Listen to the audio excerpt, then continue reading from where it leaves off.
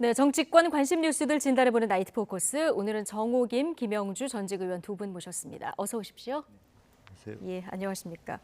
국민의힘 새 원내대표가 뽑혔습니다. 대구 출신이고요. 3선 중진의 윤재욱 의원이 이제 뽑혔는데 4선의 수도권 김학용 의원이 이제 떨어진 거예요. 자, 국민의힘 의원들이 윤재욱 의원을 선택한 이유 뭐라고 보십니까? 글쎄 저도 그렇게 표 차이가 많을 줄은 예상하기가 쉽지 않았어요. 왜냐하면은 내년 총선도 있고 그렇기 때문에 수도권의 지도부 원내대표 이게 상징성이 있거든요. 그럼에도 불구하고 대구의 3선 출신의 윤재옥 의원이 지금 원내대표로 당선이 됐습니다. 경찰 출신이고요. 예. 지난 대선에서 대선 후보 상황실장을 했고 또 들리는 얘기에 의하면 윤석열 대통령의 신임이 굉장히 깊은 인물이라는 이야기를 들었고요. 그리고 3선 국회의원을 하면서 특별한 논란을 야기하지 않은 굉장히 깔끔한 처세를 하는 것 같아요. 그래서 요번에 이제 원내대표가 됐고요. 또 일각에서는 TK 홀대론이 제기됐다고 합니다. 요번에 당대표가 이제 부울경 출신이잖아요. 정책위 의장도. 그렇습니다. 예. 그리고 이제 뭐 사무총장, 여의도 연구원장, 또 사무부총장에 이르기까지 TK 출신이 없다. 그래서 TK 출신의 예. 역할론이 부각이 됐다고 하는데 내년 총선을 본다면 TK 그리고 PK로 너무 이렇게 한쪽 쏠리면서 더군다나 지금 국민의힘 국회의원 121석 중에 수도권 의원이 19명밖에 안 됩니다. 예. 그런 상황에서 지금 그 윤재욱 의원이 원내대표가 됐기 때문에 향후에 숙제가 굉장히 많을 것 같다라는 생각이 듭니다. 예, 자 잠시 뒤에 이 숙제들 어떤 것들이 있는지 좀 보고요. 자, 윤재욱 신임 원내대표의 첫 일성은 당의 화합이었습니다. 구체적으로 어떤 발언을 했는지 듣고 오시겠습니다. 의회 정치를 복원하여 국민의 신뢰를 회복하겠습니다. 여기 계신 모든 의원님들께서 함께 뛰어주셔야 합니다. 오늘까지 제가 가지고 있던 우리 의원님 리스트에 동그라미 세모 꼽혀한 리스트를 다 찢어버리겠습니다. 항상 소통하고 많이 여쭙겠습니다. 이준석 전 대표 비롯해서 당 밖에 있는 분들하고 어떻게 좀 합을 맞춰나갈 생각하시는지 궁금합니다. 원팀 같이 함께 가야 된다는 생각을 하고 있습니다. 당의 단합을 위해서 또 총선 승리를 위해서 해야 할 일이 있으면 제가 하겠습니다. 자, 동그라미, 세모, X표. 이 리스트 다 찢어버리겠다. 원팀을 강조했는데 원내대표 선거하면은 나오신 분들이 나를 지지하는 사람, 안 하는 사람, 또 애매한 사람이 다 표시를 하나 보죠. 표시를 하는데 그 네. 표시를 합하면 언수 곱하기 3배 정도는 될 거예요. 그렇습니까?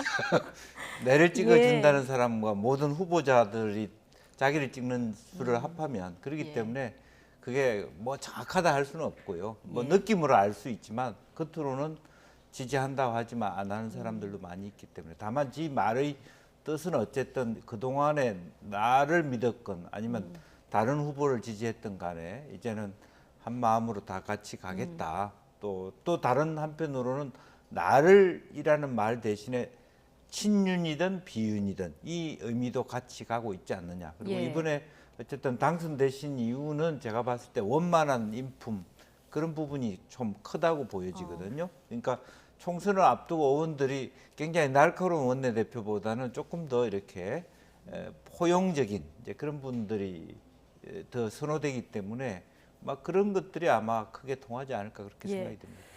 공천에 억울함이 없도록 든든한 버팀목이 되겠다. 이제 뽑아달라는 연설에서 이 얘기를 한 것도 주요하지 않았을까 싶은데. 뭐 주요하지만 사실은 뭐 그때 가봐야 아는 거죠. 냉정하게 그때 얘기하면은 가봐야 그때 뭐 앞으로 이게 뭐 많이 남진 않았습니다만 현재로 상황에서 어떤 공심위원장이 누가 될 것이냐 또 앞으로 당의 분위기가 어떨 거냐에 따라서는 더군다나 지금 좀 있으면 우리가 오늘 얘기할 수도 있겠습니다만은 현역 교체에 대한 시구가 굉장히 높아지는 상황에 있기 때문에 오히려 뭐 PK 또 혹은 민주당에서는 광주 전남에 대한 전면적인 전략공천이나 완전히 현역을 바꿔야 되는 예. 그런 그 회오리 바람이 칠 수 있기 때문에 현재 현역 의원들의 불안감은 훨씬 높아질 수밖에 없다 그렇게 봅니다. 예.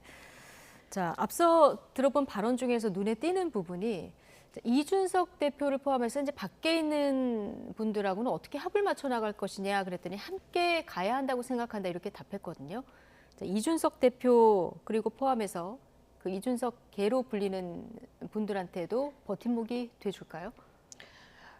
글쎄요, 그 버팀목이 되겠다고 이제 후보 연설에서 얘기했다 그러는데 막상 그 결과론적으로 보면은 정치판에서는 누가 누구의 버팀목이 되기는 쉽지 않은 환경입니다. 그런데 어찌됐든 간에 그 이준석 계라고 하는 다소 젊고 지금 현재 윤핵관 중심의 국민의힘에 대해서 비판적인 목소리를 내는 사람들하고 같이 가겠다라는 일성을 냈다라는 것은 조금이나마 고무적인 그러한 그 신호가 아닐까요? 왜냐하면 지금 당 지지도라든지 대통령 지지율이 상당히 걱정되는 상황에서 새로 원내대표가 된 정치인이 이제는 좀 끌어안고 포용하겠다라는 입장을 표출했다라는 것에 대해서 조심스럽지만 예. 조금 희망과 기대를 가져보게 되는데 또 막상 김기현 당대표가 당대표 되면서 일성이 연포탕 아니었습니까? 예.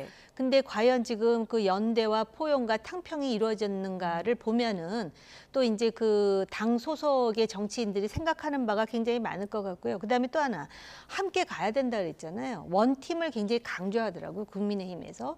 근데 원팀만큼 중요한 게 비판적, 생산적인 비판을 하는 목소리까지도 끌어안을 수 있는 진짜 말 그대로의 포용이 이루어져야 된다라는 점에서 과연 지금 그 소위 윤핵관 중심의 그 당과 다른 목소리를 내는 사람들이 얼마나 그 진정성을 느꼈는지 그거는 제가 좀 지켜봐야 된다 이런 생각이 듭니다. 네.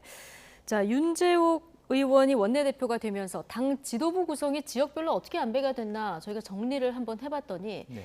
9명 중에서 지금 6명이 영남이고요. 그리고 60대 남성이 다수를 차지하고 있는 이런 구도입니다.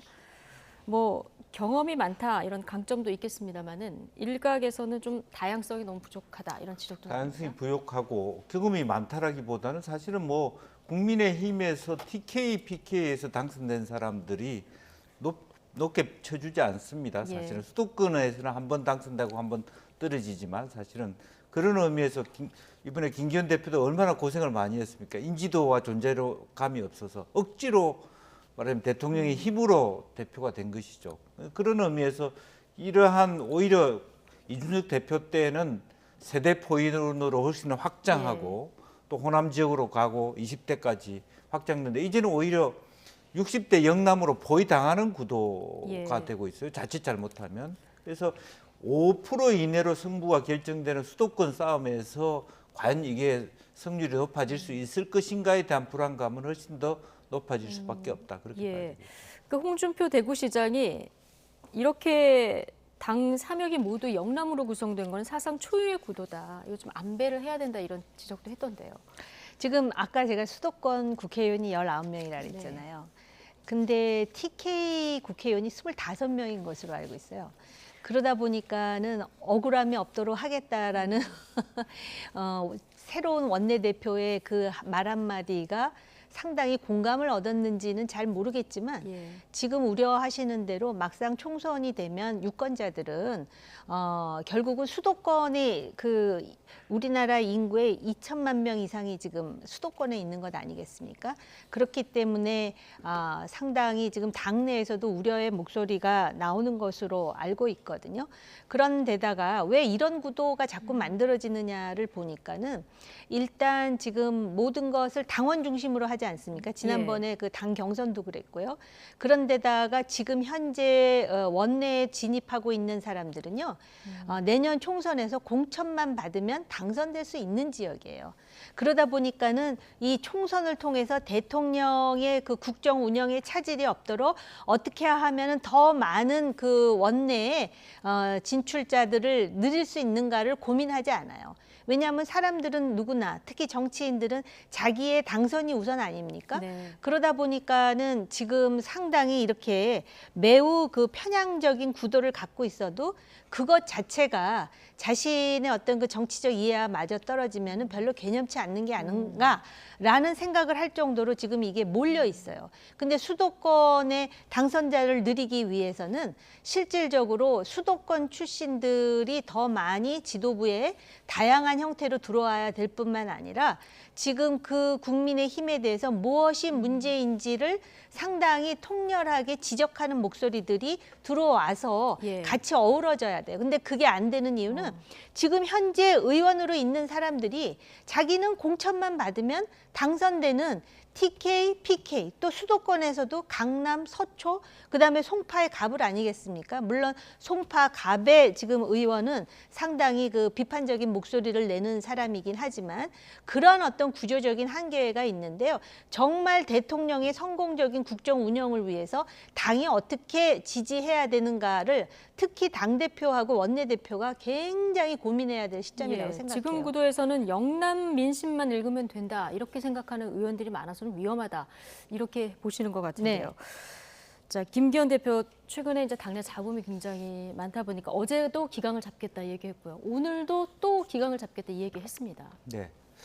실제로 보면은 참 그 뭐 처음에 출범하자마자 수석 최고위원이 여러 가지 어떤 그 정강훈 목사한테 두 번, 세 번 왔다 갔다 예. 하면서 사과를 하면서 이제는 아예 자명을 해야 될 정도의 수준을 이렇게 뵙고 그저께는 또 조수진 최고가 또 그런 식으로 뭐 다이어트 하는 여성들한테 밥을 더 많이 먹게 하자 뭐 네. 그런 얘기를 수라가 계속 일어남으로써 실제적으로 뭐 불안감이 굉장히 극대화돼 있고 그런데다가 또 뭐 김진태 의원 저기 뭐 강원도지사나 또 충북도지사나 이런 분들이 산불 부분에 대해서 정확하게 국민의힘 출신의 어떤 자치단체장이 모범이 되지 못하는 그런 모랄 해저드가 있기 때문에 조금 더 강하게 당에서의 요구도 그랬을 겁니다.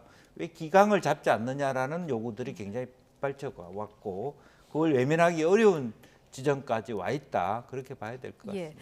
자, 이렇게 김기현 대표가 우려의 목소리를 낼 수밖에 없는 또 다른 이유를 한번 저희가 살펴볼 텐데요. 자, 오늘 나온 갤럽 여론조사 내년 총선과 관련된 겁니다. 정부 견제론이 50%, 자, 그리고 정부 지원론이 36%입니다.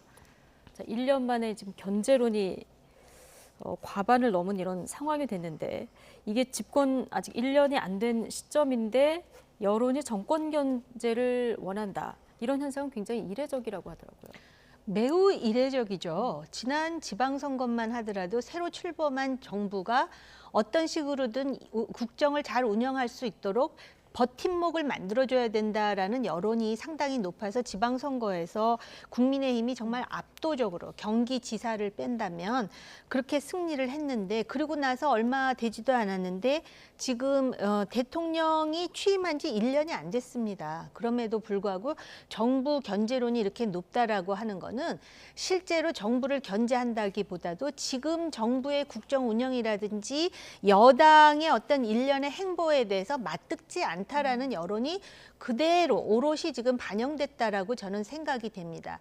사실은 지금 경제가 상당히 어려워서 이렇게 경제가 어려워지면은 정부에 대한 지지율이 떨어지는데 오히려 막상 그 강목을 보자면은 그런 경제 문제보다도 일본에 대한 외교라든지 또는 뭐 69시간 노동이라든지 또는 뭐 지금 그 최근에 몇몇 그 최고위원들의 그런 어떤 잘못된 그런 발언들, 설화들 그리고 얼마 전에 있었던 그 국민의힘의 어떤 당대표 경선 이런 것들이 굉장히 그 유권자들 특히 그 절대적인 지지층이라고 할 수 있는 30%의 강성 지지층을 뺀다면 중간에 있는 부동층들의 마음을 사지 못하고 있는 그러한 그 여러 가지 이유들이 제기가 되기 때문에 이렇게 정부 견제론이 높아졌다라고 생각을 하고요. 그리고 실제로 야당이 잘한 것도 없습니다. 더군다나 야당 당대표의 그 당대표 사법 리스크가 상당히 큼에도 불구하고 이러한 그 여론조사가 나왔다라는 것에 대해서는 굉장한 위기감을 가져야 되는데 이 위기감을 가져야 되는 지금 당내의 분위기가 그렇게 위기감을 갖지 않는 그러한 그 상황이라는 것이 오히려 더 위험하다라고 생각이 들어요. 예. 자, 이렇게 대통령과 여당 지지율이 고전을 면치 못하는 여러 가지 이유가 있겠습니다만 가장 큰 이유는 뭐라고 보십니까? 글쎄요, 이제 뭐 처음부터 정부가 인수위 시절부터 착하게 핵심적인 어떤 정부의 과제들을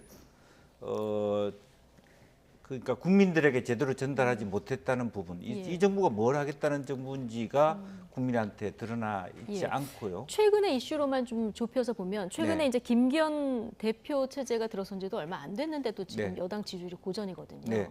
대표가 될 날부터 떨어지기 시작했어요. 예. 그러니까 그런 부분에 대해서는 현 정부, 즉 대통령이 가고 있는 길이 좀 잘못했을 때 누군가 브레이크를 걸어줘야 되는데 그거조차도 지금 새로운 대표로서는 희망이 없다라고 보여지는 부분이 있고요. 또 하나는 여러 가지 경제가 어려워지고 있는 부분에 대해서 답을 갖지 못하고 있다는 것도 굉장히 중요한 사안 같습니다. 그렇다면 경제적으로 어렵다면 국민들한테 자존심이라도 지킬 수 있는, 특히 MZ세대들은 왜 일본한테 고개를 숙여야 될지도 용납이 안 되는 세대예요. 그러니까 둘 중에 하나도 안 되는 그런 부분이 있는 것이고, 그다음에 실제적으로 무조건 그 메시지 자체가, 근데 지금 광주 호남을 다 뒤집어 놨거든. 5.18에 대한 것, 4.3에도 대통령이 당선자 시절에 했던 원고 그대로 4.3 원고 읽어, 거의 조금 소위 챗 GPT라도 했으면 훨씬 더 의미 있는 그런 연설문이 나왔을 텐데, 연설 비서관 저는 바꿔야 된다고 봐요. 예. 그래서 정말 뭐 4.3에 가서 무슨 제주 발전론 이야기하고 있고 3.1절부터 이게 잘못된 거예요, 메시지 자체가. 국민들의 그러면 뭐 일본에 대한 것은 미래로 가지만, 그러면 항일 운동했던 미국에서 중국에서 러시아에서 했던 그런 분들에 대한 아무런 그 균형 잡힌 그런 게 없는 그런 자유 보편주의라는 말로 계속 때우는 헌법, 지금 전체로 빅데이터로 해보십시오. 대통령이 우리한테 주는 메시지가 자유, 헌법, 그 공정, 그거를 가지고 사람들이 지금 밥 먹게 생겼냐고요. 이제 그런 부분들이 과연 민심을 대통령이 들으려고 하나, 듣고 있나, 이제 그런 그 걱정을 하게 되는 거죠. 예. 자, 대일 외교 부분이 굉장히 크게 영향을 미쳤다 이런 분석이신데, 이렇게 되면 이제 한미 정상회담에서 어떤 성과물을 가지고 오느냐, 이거 굉장히 중요하게 좀 지켜봐야 될 것 같고요. 여론조사 세부적으로 조금 더 보면 60대 이상, 그리고 대구를 제외하면은 거의 뭐 정부 견제론이 많은 이런 상황입니다. 앞서 김영주 의원께서 지난 대선 때는 국민의힘이 2030 중심으로 해서 이제 세대 포위론을 들고 선거를 했는데 지금은 영남과 60대 고립됐다 이런 표현을 쓰셨거든요. 좀 이 부분도 좀 우려스러운 지점인 것 같아요. 네, 여론조사상으로 그렇죠. 그리고 대통령 지지율을 보면은 잘한다가 30% 초반, 그리고 잘못한다가 지금 60%대로 지금 나오고 있는데 거기서 벗어나질 못하고 있어요. 그러니까 고정 지지층 30%의 여부는 모르겠어요. 과거에는 몇몇 대통령이 고정 지지층을 가지고 있었던 대통령이 있는데, 근데 지금은 고정 반대층이 완전히 고착화되는 것이 아닌가라는 우려를 갖고 있다라는 것이고요. 그 대표적인 사례가 양곡관리법 있잖아요. 예. 이거 제가 볼 때 대표적인 파퓰리즘 개정법입니다. 그럼에도 불구하고 이 거부권을 행사한 것이 잘했다가 잘못했다 보다도, 그러니까 양곡관리법이 옳다라고 생각하는 사람이 더 많다라는 거예요. 그러니까 거부권을 발동한 것에 대해서 잘했다는 38%, 이것이 잘못됐다라고 생각하는 사람들이 여론조사상 48%가 나왔다라는 것에 대해서 예. 제가 굉장히 의아했습니다. 자, 이 지금 말씀하신 조사도 앞서 보여드린 이제 갤럽 여론조사 일환입니다. 네. 예. 그래서 현장에 있는 오히려 농업인들은 지금 개정안에 대해서도 맞득치 않아 해요.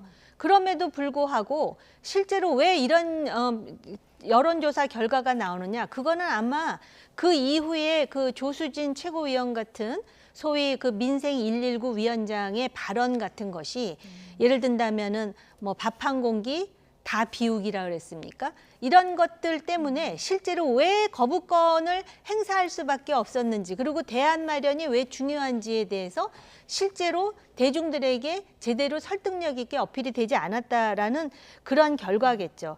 그렇기 때문에 실제로 이렇게 지금 대통령의 지지율이 30% 초반에 있다라는 거는 내년 총선에서 지금의 여당 지지율, 야당 지지율이 나오잖아요. 그거보다 대통령 지지율이 더 중요한데 여기서 뭔가 돌파구를 찾아가지고 40%대로 진입하지 않는다면은 굉장히 힘들 것이다라는 것을 지금 미리 경고하고 있는 거기 때문에 지금 어떤 식으로든 지지율을 올려야 되는데 제가 볼 때는 대통령의 인사 스타일 그리고 정책 스타일부터 바꿔야 되고 주변에 지금 대통령 하는 게 다 옳아요라고 얘기하는 사람들이 있어요. 지금 여당 내에도 있습니다. 뭐가 잘못됐어라고 얘기하는데 막상 여론조사에 보면 이렇게 나오잖아요. 예. 그렇기 때문에 대통령이 본인에 대해서 생산적인 비판을 하는 사람들의 말에 귀를 기울여야 되고요. 주변에 자꾸 옳아요, 옳아요라고 말하는 사람은 실제로 대통령을 위한 목소리가 아닐 수도 있다라는 경각심을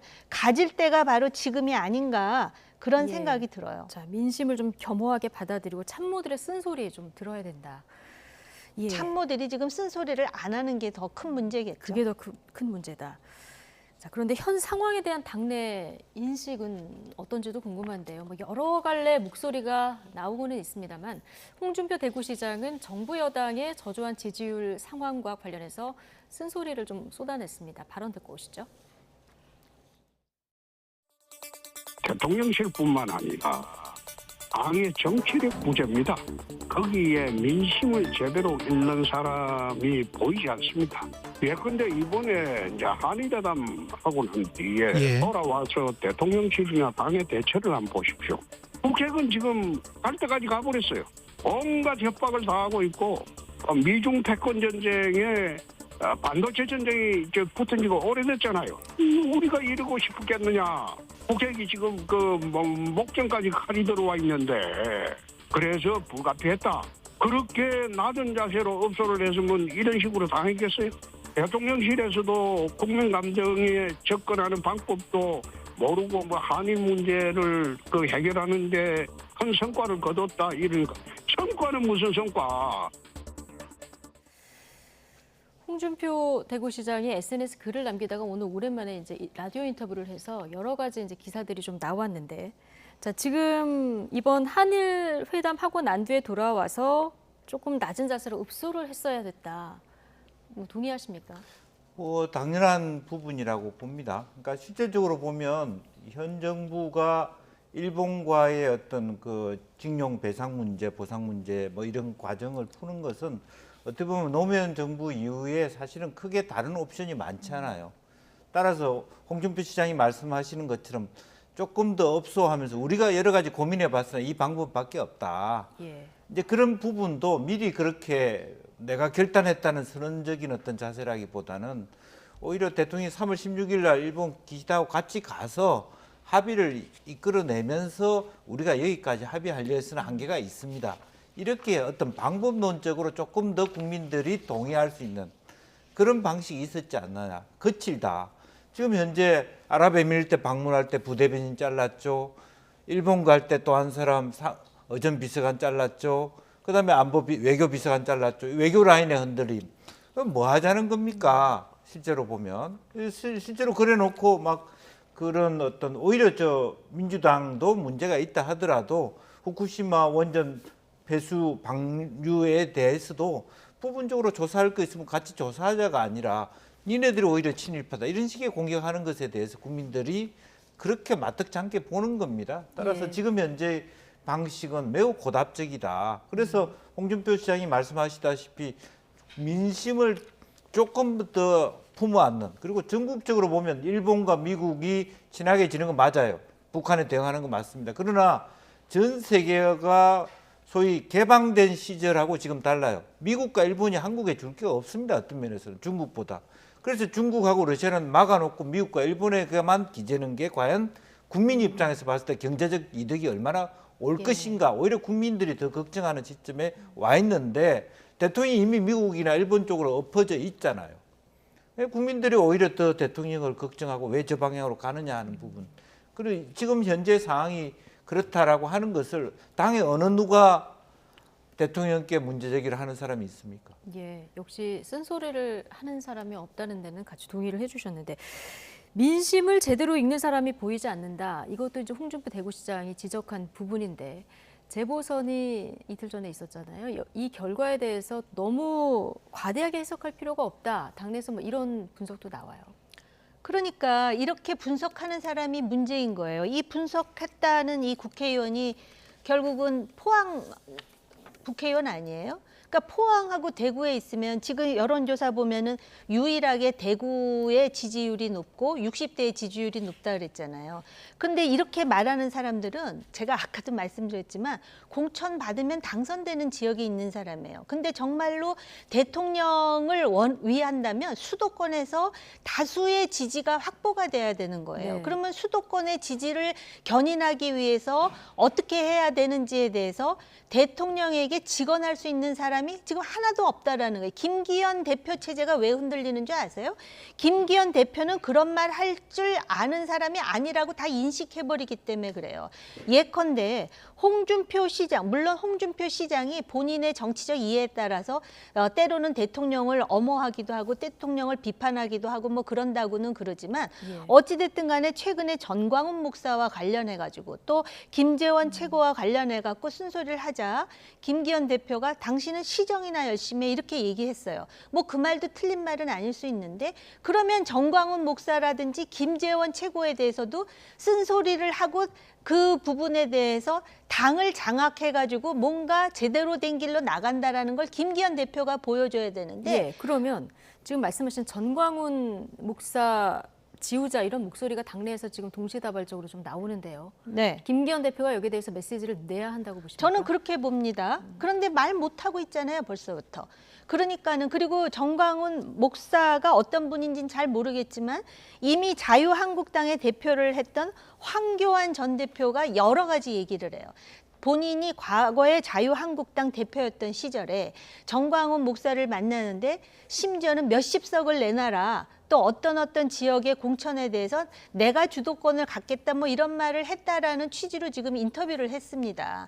네. 그런데 지금 이 국민의힘이 다시 영남당으로 갈 것 아니라면 다시 자유한국당으로 갈 것 아니라면 그리고 정말로 대통령의 성공적인 국정 운영을 위해서 내년에 총선에 이길 각오라면 과연 이 영남 지역에 있는 몇몇 의원들의 이런 말들이 도움이 되는지를 한번 되돌아봐야 돼요. 지금 뭐 하태경, 황교안 그런 분들이 전광훈 목사에 대해서 책임당원을 많이 집어넣었는데 이것에 대해서 전수조사라도 해서 뭐 정비해야 되는 거 아니야. 그거는 지금 홍준표 시장도 얘기하는 것 같은데요. 이 당이 제대로 된 책임 있는 여당이 돼서 국민들로부터 신뢰를 받으려면 어쩌면 지금 해야 될 거라고 저도 개인적으로 생각해요. 이게 누구 개인의 당 또는 어떤 종교단체의 당 또는 어떤 세력의 당이 되어서는 안 되지 않습니까? 가장 중요한 거는 윤석열 대통령의 국정 운영이 성공적으로 돼야 돼요. 그렇지 않으면 어떤 상황을 맞닥뜨리느냐. 내년 총선에 그냥 민주당이 아니고요. 이재명 대표의 민주당을 맞닥뜨려가지고 여기서 어떤 결과가 나올지에 대해서 한번 진지하게 생각해 본다면 지금 이런 식으로 해서는 안 된다라는 말씀을 드리는 거죠. 알겠습니다.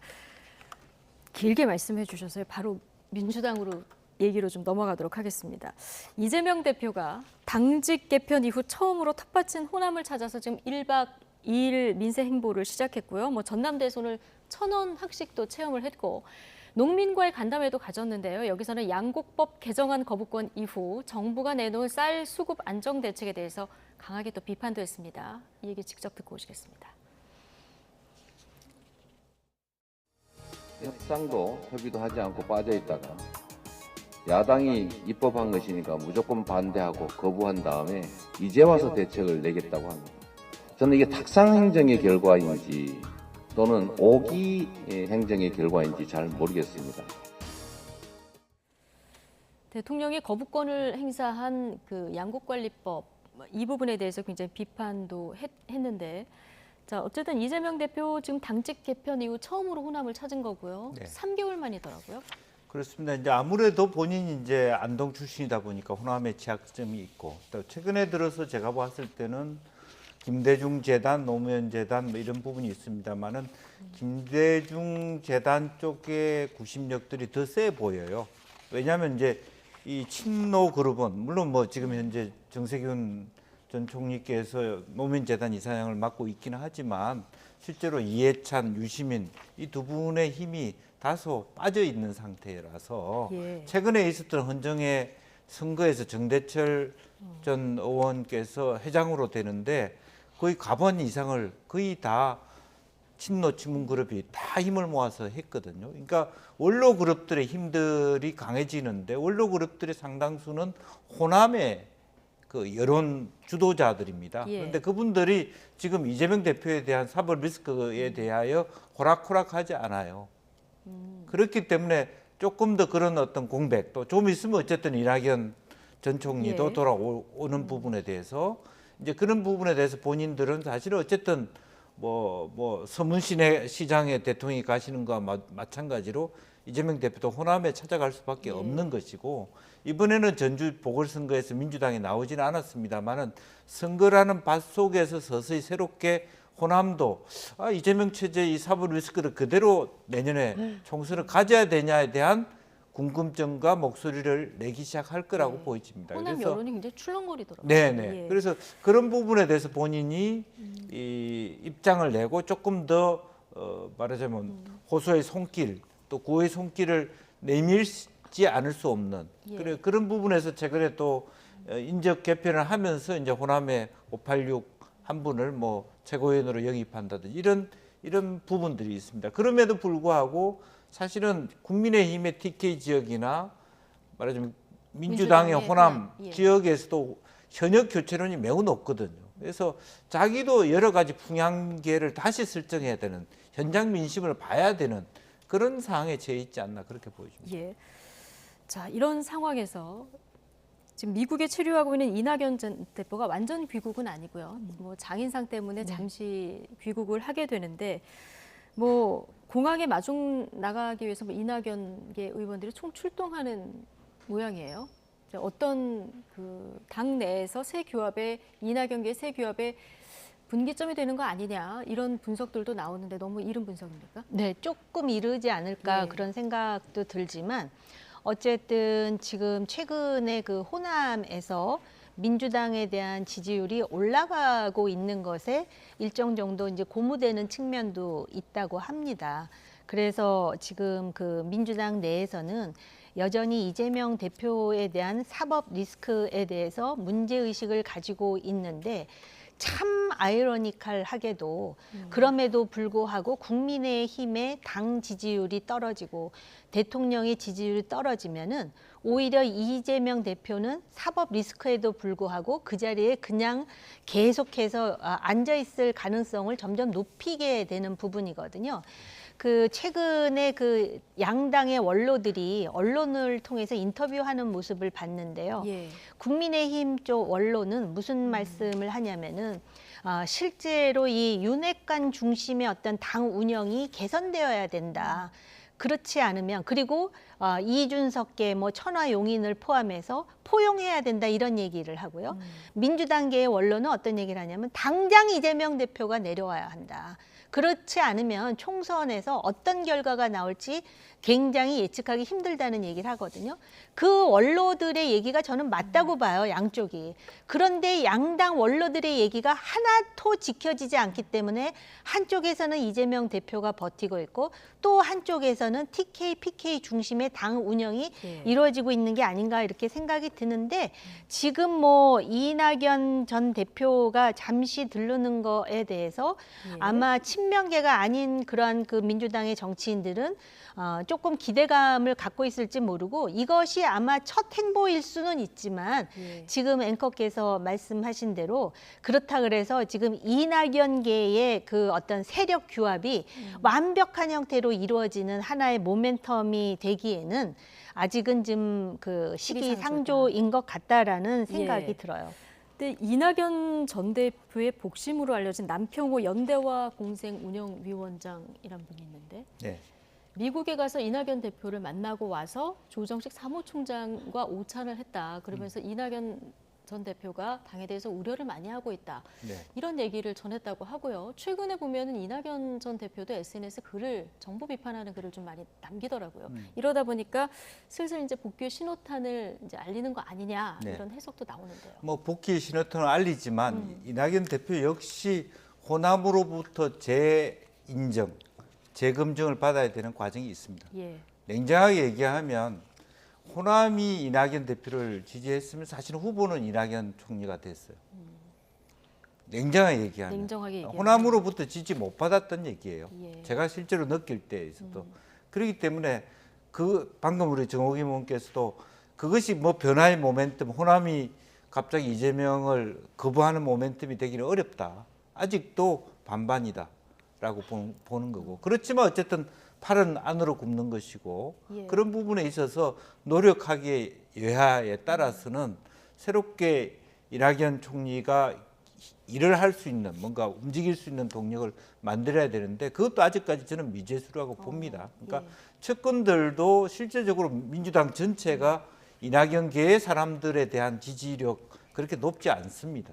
아 그래요? 예, 그렇게 본다면 다시 새로운 리쉐이핑을 하지 않으면 뭐 김동연 지사를 만드는 게 훨씬 저는 낫다고 보는 거죠. 아, 그 비명계 의원들 사이에 지금 이재명 대표가 사법 리스크가 있으니까 당과 좀 분리해달라 이런 요구를 하는 사람들이 있는데 그럼 이분들이 생각하는 뭐랄까 차기 지도자를 생각한다고 하면 이낙연 전 대표보다는 다른 분이 더 마음에 있다고 저는 보십니까? 그럴 수도 있다고 봅니다. 물론 이낙연 대표도 하나의 후보군에 있을 수 있지만 오히려 더 이낙연보다는 정세균을 더 찾을 수도 있는 부분이고 또 오히려 그 외에 다른 분일 수도 있다. 저는 예. 그렇게 너무 각을 지어 있는 즉 대장동 문제를 문제 제기한 이낙연을 소위 친명 자체가 받아들일 수 있겠느냐. 오히려 차라리 이재명 대표가 물러가더라도 안심하고 신뢰할 수 있는 어느 정도 원만한 파트너십을 가진 분이 들어왔을 때 그게 상당한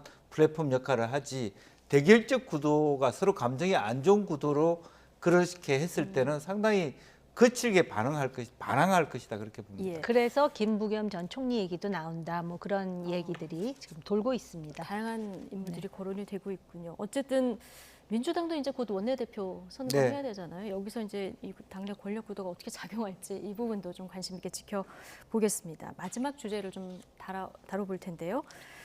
자, 2030 부산 엑스포 유치 어젯밤 부산에서 뭐 총력전이 펼쳐졌더라고요. 불꽃놀이도 굉장히 성대하게 펼쳐졌고 실사단 환영 행사들이 뭐 줄줄이 있었는데 그 실사단의 만족도는 꽤 컸다. 보도는 이렇게 나오고 있습니다. 네. 예. 그게 제가 볼 때는 우리 한국인들의 저력인 것 네. 같은데요. 올림픽을 유치할 때도 그렇고 뭔가 목표가 생기면 이 국민들이 보여주는 에너지라는 것이 예. 그래서 실사단이 공식적으로 비공식적으로 매우 긍정적인 멘트를 날리고 이제 떠났다고 하는데 좋은 결과가 있으면 좋겠습니다. 그래서 대통령도 다시 부산을 방문해가지고 그 실사단에 대해서 또 대한민국의 부산이 왜 그 적절한 장소인지에 대해서 그 어필하는 그런 또 어떤 정치적인 행보를 한 것으로 알고 있습니다. 예.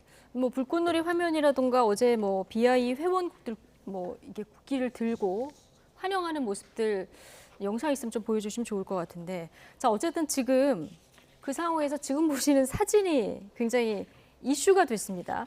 윤석열 대통령이 부산의 한 횟집에서 저녁을 먹고 정부 여당 핵심 관계자들과 나오는 사진이 지금 온라인 커뮤니티에 공개가 됐는데 굉장히 관심 뉴스였어요. 네. 근데 사실은 이제 뭐 17개 단체장과 먹었으니까 여당하고만 먹은 것은 아니다.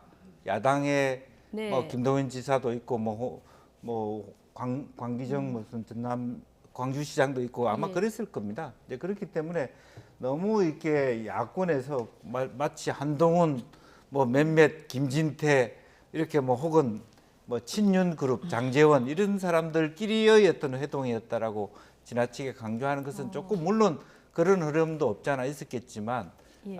그것은 좀 지나치다. 이 성격에 있어서는 거기서 지금 부산에서 그런 행사를 한 거 아닙니까? 예. 어쨌든 중앙지방 협력 회의를 했고 그렇기 때문에 그런 부분인데 모양상으로 보면 너무 마치 이게 검은 양복 예. 차림에 마치 우리가 밤에, 무슨 예. 그런 조직들의 어떤 큰 행동처럼 줄 서서 인사하는 모습들은 뭐 말하자면 그 대통령을 좀 싫어하는 사람들 입장에서 보기 싫게 보일 수 있지만 저거 자체를 예. 뭐 너무 그렇게 뭐 잘못된 행사다 그렇게 볼 수는 없고요. 예. 또 우리가 실제로 지금 2030년 하는 엑스포는 그동안의 엑스포하고 달리 정식적으로 우리나라가 할 수 있는 어떤 공식적인 엑스포입니다. 그런 만큼 대통령이 뭐 이렇게 부산에 와서 또 중앙지방단체장과 협력하고 소위 엑스포 실사단에게 좋은 인상을 준다는 것은 우리가 뭐 그렇게 나쁘게 평가할 일은 저는 아니다 그렇게 예. 보여집니다. 그럼 저 사진 때문에 민주당 의원들 사이에서 비판의 목소리도 좀 일부 나왔는데요. 대통령실은 어제 만찬 자리가 우리 정치가 여의도를 떠난 민생 현장에서는 협치를 잘 이룰 수 있다는 것을 보여준 상징적인 자리였다 이런 평가를 내놨습니다. 이도훈 대변인 발언 듣고 오시겠습니다. 대통령과 장관 그리고 여야 시도지사들은 인근 식당에서 만찬을 함께하면서 엑스포 지원 방안과 각 시도별 현안에 대해서 논의를 이어갔습니다. 이 자리에서 야당 출신 시도지사들도 윤석열 정부의 성공을 위해서는 여야 없이 협력해야 한다는 뜻을 밝혔습니다. 우리 정치가 여의도를 떠난 민생의 현장에서는 협치를 잘 이룰 수 있다는 것을 보여준 상징적인 자리였습니다. 해운대 만찬 사진 논란에 대해서는 본말이 전도돼서 안타깝다 이런 반응도 내놨는데요. 자, 민생 현장에서의 협치를 보여준 상징적인 자리였다 이런 그 평가를 했는데 어떻게 보십니까? 왜냐하면 거기 이제 민주당 출신의 광역 단체장들도 있었고 또 국무위원들도 있었고 사실은 부산 엑스포 유치를 위한 노력의 일환으로 대통령이 방문을 했고 어쨌든 저녁은 거기서 먹으면서 굉장히 예. 초당적인 그런 분위기가 있었던 것 같은데 그 사진에 장제원 의원, 한동훈 장관이 눈에 띄는 이유는 아마 일반 시민들이 볼 때도 그 두 사람은 많이 알려져 있지 않습니까? 그리고 한동훈 장관의 경우는 이제 국무위원회 일환으로 갔을 것이고 장제원 의원은 부산 지역구이다 보니까 이제 그 자리에 있었던 것 같은데요. 아마 나올 때 저렇게 이제 검은 양복이 도열을 해가지고 인사를 하고 이러는 모습이 상당히 이제 불편했던 시민들도 예. 있었던 것 같습니다. 그리고 경제가 어려운데 그러면은 만찬에 예를 든다면 뭐 공공 여러 가지 비용 같은 거 전부 이제 올라갔잖아요. 요금이. 그랬는데 아마 그 시비를 걸자면 특히 민주당 중심으로 해가지고 뭐 4.3 추념식은 못 가는데 횟집에서 뒤풀이는 하느냐 뭐 이런 식의 글을 남긴 국회의원도 있던데 그런 식으로 따지자면 문재인 대통령은 천안함 폭침과 관련한 추모식에 선거 때 빼고는 한 번도 참석하지 않아서 지금도 빈축을 사고 있지 않습니까? 그러니까 그런 어떤 그 상당히 뭐라 그럴까 속 좁은 비난 이전에 2030 부산 엑스포가 왜 중요하냐면은 무역으로 밥 먹는 대한민국이다 보니까 미래지향적으로 더군다나 초당적으로 협력을 했는데 어떤 면을 보느냐에 따라서 저것을 또 저렇게 비난하는 목소리도 있는 것 같습니다. 그런데 비난하는 국민들에 대해서도 친절하게 설명하고 인내심을 갖고 낮은 자세를 보여주는 국민의힘과 윤석열 정부가 되어야 될 것 같습니다. 알겠습니다. 자, 실사단이 방문을 했고요. 자, 이 실사 보고서가 BI 회원국 총회 때 171개국 회원국에 보고가 되고 투표를 해서 이제 결정이 되는 거기 때문에 굉장히 중요한 어떤 유치전은 맞았죠. 자, 두 분 말씀 오늘 여기까지 듣겠습니다. 정호김, 김영주, 전지규명 두 분과 함께했습니다. 고맙습니다.